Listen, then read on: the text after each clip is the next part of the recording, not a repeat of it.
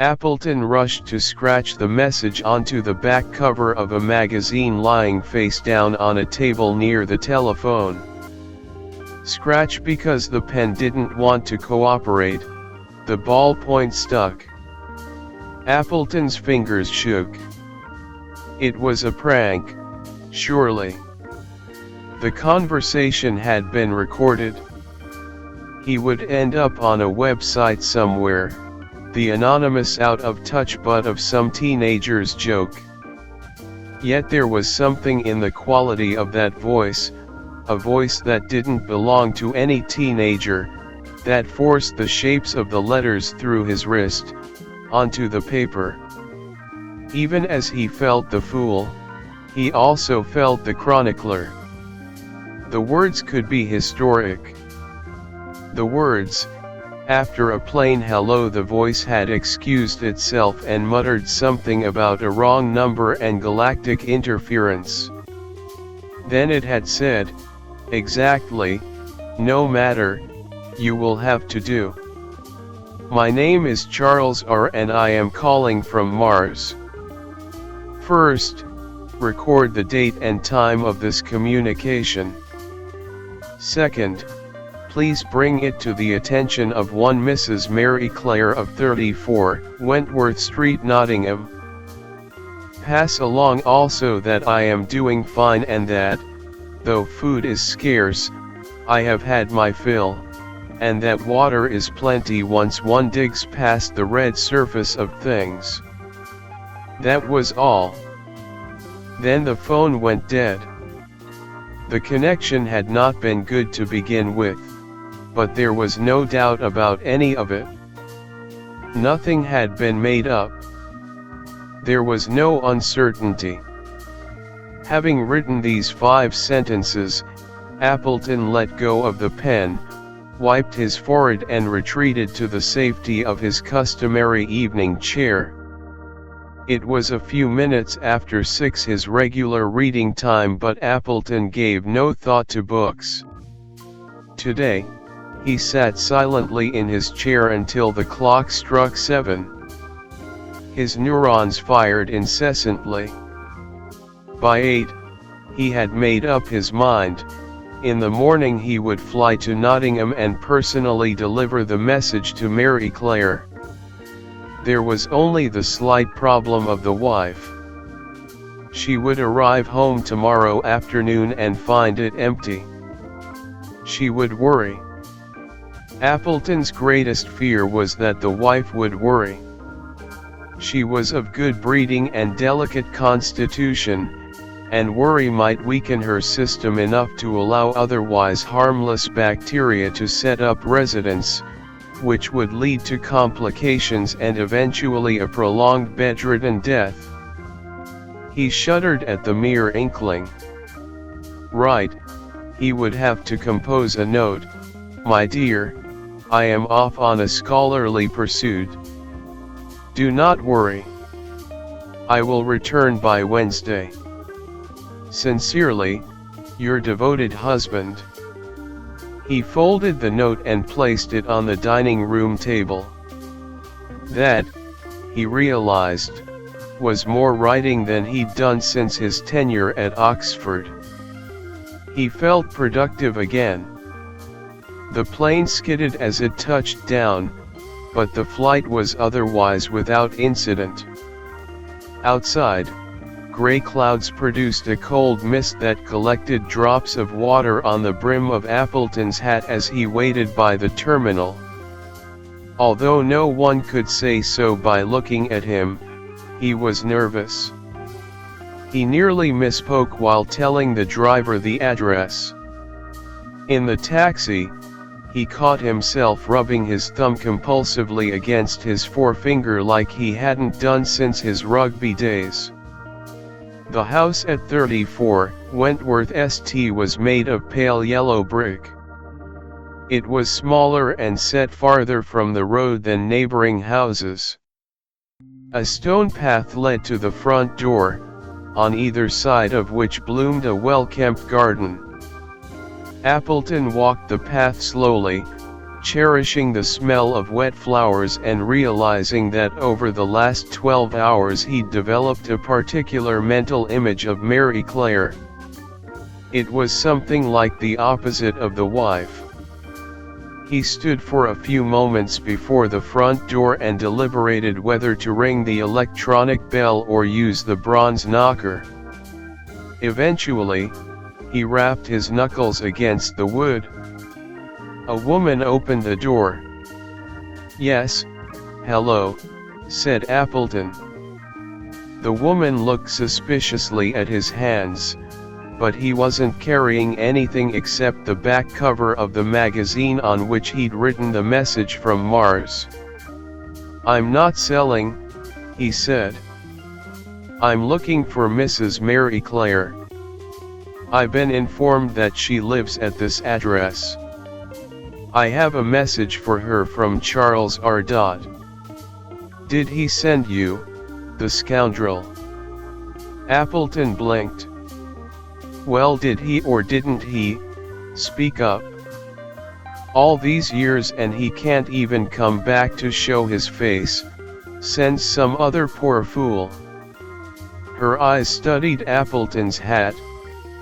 "Or maybe he's dead. Maybe that's what you come to tell me. Last of kin or some such." "No, Mrs. Claire. Simpson, but one and the same as you're looking for. Mrs. Simpson." Appleton fumbled the correction. He'd shoved one hand into a cloak pocket and was furiously rubbing his fingers together. "Yesterday evening I received a phone call. I wasn't meant to receive it, you see, there was a mistake with the connection. The call was from Mr. Charles R. He asked that I deliver this message." Appleton read aloud what he'd written on the magazine cover. The woman laughed and stomped her foot.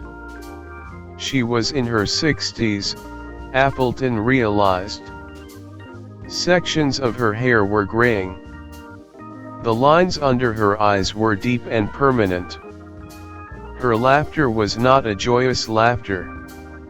She said, "Whatever trick it is you're playing, and whoever you're playing it with, I'm too old for it, you understand? The past is dead. Mr. Charles R. is dead. And I deserve to be left to my own peace. Don't come back here." But before she could close the door, Appleton put his hand on her shoulder. It was a soft shoulder. Appleton gasped. Never had he been so forward with a woman. "Please, Mr. Charles R. is not dead. I spoke to him. I heard his voice. I'm telling you the truth. He's alive. He's just on another planet. It's utterly remarkable." Mrs. Simpson looked at Appleton with suddenly sympathetic eyes and, even as she removed his hand from her shoulder, kept her voice calm. "He's dead to me." Appleton's hand fell limply against the side of his cloak. "There are certain things you do that, once you do them, their consequences are permanent. There is no pretending and there is no coming back. Take care now, mister." With that, she shut the door. Upon returning home, Appleton's life returned to normal, at least in all superficial respects. He smiled to his wife, he kept to himself, and, at 6 o'clock each evening, he retreated to his customary chair to read his customary books. The magazine cover on which he'd written the message from Charles R. he placed in a private drawer in the desk in his study, underneath unfinished essays and research into particle acceleration and magnet engine propulsion and other old academic bric-a-brac. For weeks, whilst trying unsuccessfully to locate more information about Charles R., he kept the drawer unlocked. But, once he'd given up hope, he turned the key and, with one click, banished all thought of Mars from his mind. Or at least that's what Appleton intended. For there are certain neurons that, once they start firing, are impossible to stop. At most, they can be slowed, their work delayed. They are not obtrusive neurons, they do not prevent, say, smiling to one's wife or reading customary books. But they are persistent, and every so often they make the results of their operation known. This happens most of all at unexpected times, as, for instance, when Appleton, having bent to retrieve a particularly large pine cone from the grass, stood up with the complete schematic for the Magna 4 engine before his eyes, or, upon having been asked by the local lady grocer for his opinion about a recent stretch of fair weather, replied, "My God, ruthenium." Once such ideas made themselves known to Appleton, he began putting them to paper. Once they were on paper, he tasked other, more compliant, neurons with dividing and conquering any problems that the papers made apparent, and, once those had been solved, what else was there to do but gather the necessary materials and construct the first prototypes? Appleton kept mum about this, of course. To his physicist colleagues, he was still at work on the same book he'd been working on for the last decade. He was still irrelevant. The wife, as long he smiled to her, suspected nothing. It was only his books that could have given him away, lying unopened on their shelves, their regular 6 o'clock appointments long forgotten, their yellowing pages gathering dust, but books by themselves cannot speak. Appleton's secret was safe. Even as the project approached completion, not one soul suspected. When launch day finally dawned and Appleton, having composed a note to his wife indicating that he would be away until Wednesday on a scholarly pursuit, packed the pieces and prototypes into the back of a rented truck and drove to an old farmer's field, from where he would blast off that very noon, the whole world was still naive to the history that would soon be made. In the field, Appleton worked diligently. He filled the shell of the rocket with each of the separate machines he had designed and constructed. He had a life support system, a navigation system, a communications system. He had propulsion. He had fuel. He had everything that was necessary. Nothing had been overlooked. As the sun rose, it rose on years of endless effort that, today, had physically and for the first time come together in the middle of such a previously insignificant English spot on Earth. By 10 o'clock, the rocket was nearly complete. All that was left was the installation of the final ingenious detail, the captain's seat, Appleton's own customary evening chair. That done, Appleton looked for one last time at the earthly sky, its thin clouds moving slightly across an orange sun, then climbed into the rocket and closed the hatch. The pneumatics sighed. The inside air was warm.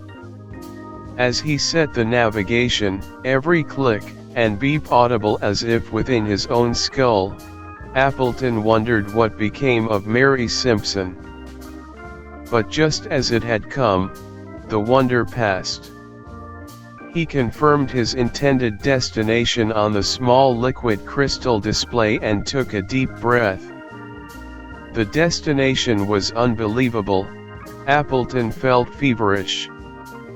He maneuvered into his chair and strapped himself in. Space was tight, but he was not uncomfortable. Besides, he thrust a needle into a vein in his arm. He would be asleep for most of the journey. The sedative began to flow. He activated the countdown sequence. When he awoke, he would already be in Saturn's orbit. "Hello? Can you hear me?" The communications equipment produced only a monotonous hiss punctuated by crackles. Appleton scratched his head. He'd programmed the system to link directly to the telephone in his home. The signal was strong enough. It should be working. He tried another connection. This time, there was a faint click and the echo of a voice. "Darling. It's me. Please say something." Appleton spoke into the receiver. The voice wobbled. "I hope you can hear me. I hope you haven't been worrying. I hope I haven't caused you harm. Please, darling, say something so that I know there isn't a malfunction." The echoing voice suddenly came into rather clear focus. "Who is this? And do you want to speak with my mom?" Appleton knew right away that it wasn't the voice of the wife. In fact, it wasn't even a female voice. It was the voice of a boy. "My name is Appleton," said Appleton. "I am attempting to contact the wife. Unfortunately, I may have miscalculated. Nonetheless, if you'd be a good lad and please make a note of the following: I am calling from Titan, which is the largest moon of the plane. Saturn, I know. I'm not stupid." Appleton cleared his throat and adjusted his headset. "Yes, that's mighty good of you.